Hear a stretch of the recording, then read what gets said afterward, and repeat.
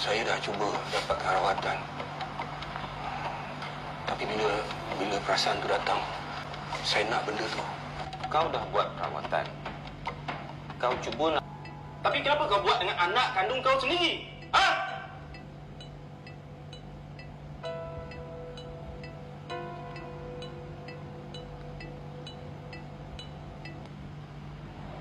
Okey, Cik Iman. Cik Iman ada penyakit kompulsif. Dia agak bahaya untuk kesihatan Cik Iman. Itulah doktor, saya tak boleh kawal.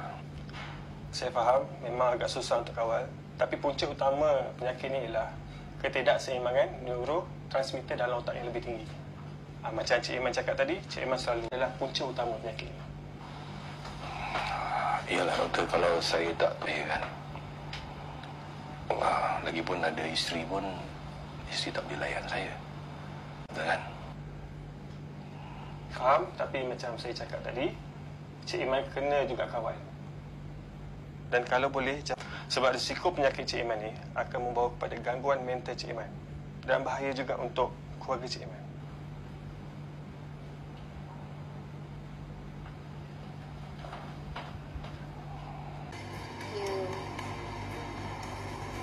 Boleh je kan? Kau nak ambil dadah sebelum dia balik? Tak boleh lah, Tuan. Duit tak ada, stok tak ada. Maknanya, kau tergiat. Tak. Saya tak kisah pun dapat ke tak dapat, Tuan. Saya bukan penagih. Lepas tu saya pun cari kat mana? Cari dalam rumah lah, Tuan.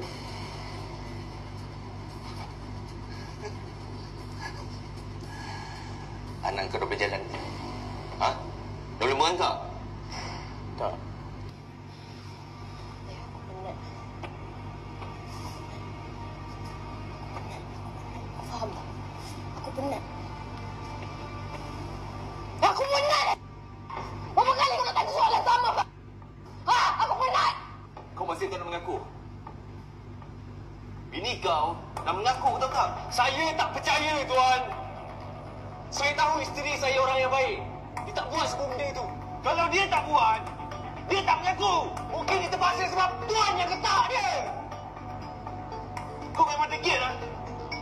Tuan, dengar cakap saya. Isteri saya tak bunuh anak dia.